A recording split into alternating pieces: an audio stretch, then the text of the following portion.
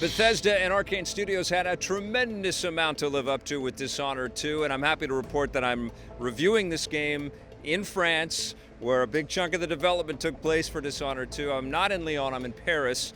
I think that's the statue of Bastille behind me right there. And it's a little bit of a kind of a cold, sort of gray, dreary day, but it fits. It fits the atmosphere and the vibe of this game, which is something that every fan of the first Dishonored is going to want to jump right into.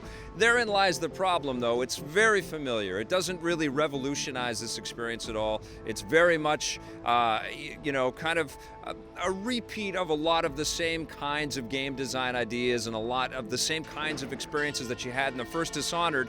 Now, normally that would bug the hell out of me, but this is Dishonored, and it's kind of in a league of its own. It, definitely borrows some game design ideas from things like BioShock or Deus Ex, those sort of action RPGs where you can interact with all kinds of little objects and collect all kinds of stuff that you can use as currency to get you new ammunition or better weapons or upgrades and stuff.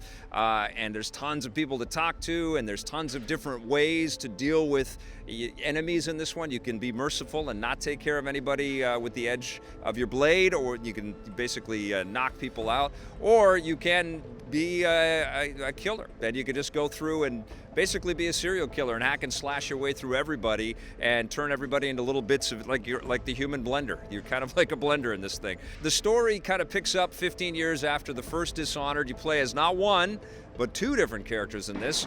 Emily, the little girl that you rescued in the first game, has now grown up, and she's, heading up Dunwall. She's on the throne. You can play as her, and you can also play as Corvo again, and you get that choice kind of at the beginning of the game. And it's the same story, but you have it from a slightly different perspective, and each of the characters has different powers, and it's worth it. It's worth playing the game again. That's what's beautiful about these Dishonored games, both of them, is their replayability and the kind of toy box-like qualities of, engineering either the doom of your enemies, or you're sort of propagating your own sort of mercy through this, and sort of outwitting everybody and taking care of people in a kind of a peaceful way, which is remarkable and gratifying and fun. Unfortunately, when I'm reviewing something like this and there's a time constraint, I want to try to get you my thoughts on this thing as quickly as possible.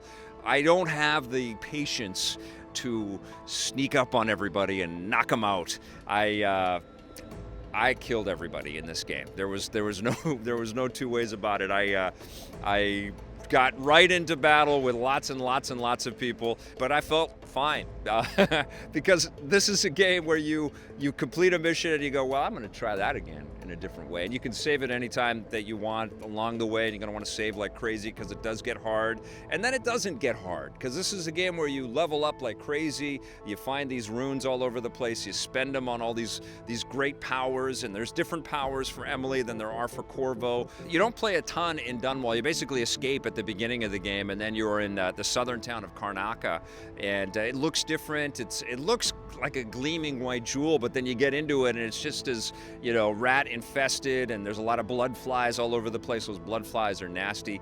And it's just, there's a lot of death. Not only the death that you create and the havoc that you create, there's just dead people everywhere. And there's tons and tons to loot and tons of secrets to find. And it's a toy box-like treat. It's just fun to play these missions. And then there are lots of really clever designs within each of these missions. And one of them, called the Clockwork Mansion, I was running into this kind of steampunk robot factory, and it was just exhilarating. Not only did I have human guards to deal with, I had these relentless robots, and I had these electrical pulse generator things all trying to kill me, and I just felt so vulnerable, and it was nerve-wracking, but also exhilarating and intellectually stimulating, because you're trying to figure out how you can carve your way through this environment and not get killed by the dozens and dozens of different things that are out to get you.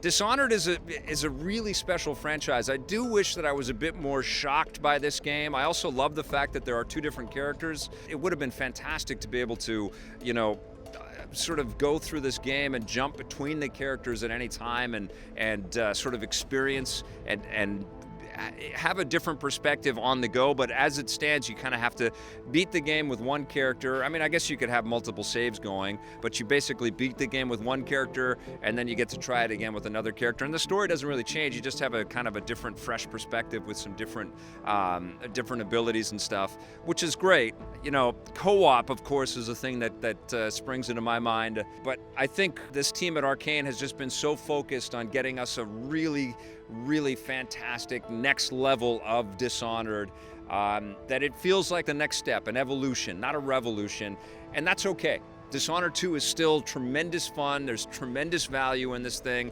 It's a long game. It's not tons of missions, but the way that you play this game is you spend a ton of time just sort of looking through the world. The world is a co-star in this thing. It's so rife with literary details and minutiae that is captivating and interesting, and there's so many creepy characters that you'll encounter, and just that unbelievable, unforgettable stylistic art style that the first Dishonored set up for us. It's all here, and it runs beautifully on the new systems as well. I didn't play it on PC. I checked it out on the PlayStation 4 and the PlayStation 4 Pro, and yeah, listen, I had a tremendous time with this. I know that if there are any, you know, frame rate issues or other sort of technical hiccups with this thing, that Bethesda and Arkane will be all over it, and this will be cleaned up. This is a solid next step for Dishonored. It didn't 10 out of 10 blow me away, but I sure loved my time with this thing. I'm giving it a 9 out of 10. Hey, thanks for checking out that video on our EPN channel. It's just one small part of the things that we make around here. So if you liked it, don't forget to check out some of our other vids and hit that subscribe button.